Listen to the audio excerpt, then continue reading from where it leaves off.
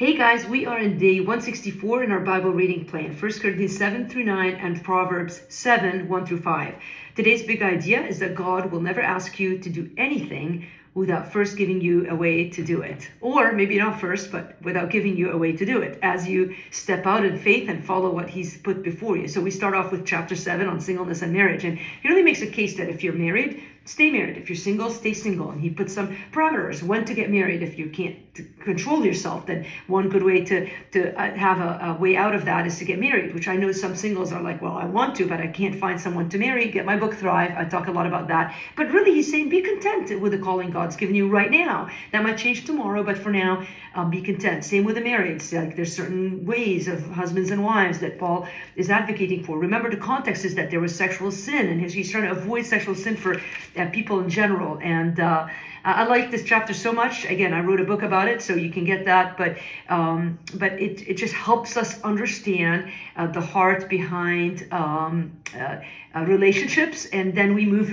right into it now, not just marital relationships, but in chapter 8 we move between brothers and sisters in Christ. And so this idea that what is okay to eat, the gray areas where people like like in our modern day area we talk about alcohol, like is it okay to drink alcohol? Like people will be like, well, it's okay to do it in moderation. Others are like, no, you should never do it. And what Paul is doing here is creating a way of thinking through things that prioritizes love. That's the most important thing. If you love your brothers and sisters in Christ, you're not going to be a stumbling block. And so that's the last verse of chapter 8. Therefore, if food makes my brother stumble, I will never eat meat, lest I make my brother stumble. And so the heart behind it is the edification of your brothers and sisters in Christ, the love of others.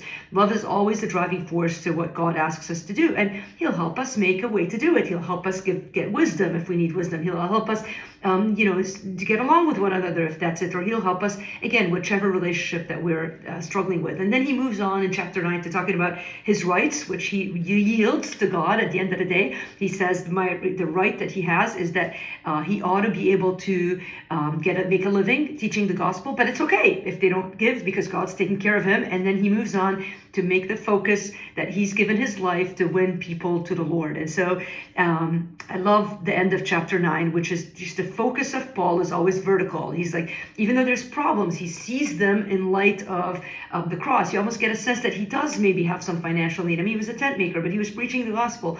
But he doesn't focus on that. He focuses on the priority of his life and ministry, which is though he is free to all, in verse 19, he has made himself a servant to all, that he says that I might win more of them. And so he goes through and talks about all of the people that he loves and is ministering to. And he brings a focus at the end of chapter 9, which I think is a good way for us to end. Do you not know that in a race, all the runners run, but only one receives the prize? And then he moves over to sort of remind us that the Christian life is like a race. It's like a marathon.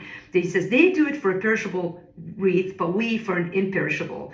And then he reminds us, we do not run aimlessly, but we discipline the body and keep it under control so that we don't become disqualified. And so how are you disciplining your life in the Lord today? What are the things that you're doing that are disciplining you, whether the choices you make in relation to others or in your singleness or in your marriage? And let's be thinking about that, like an athlete would about their training, and trusting that God is going to give you the power and the desire to do what he's called you to do. Love you guys.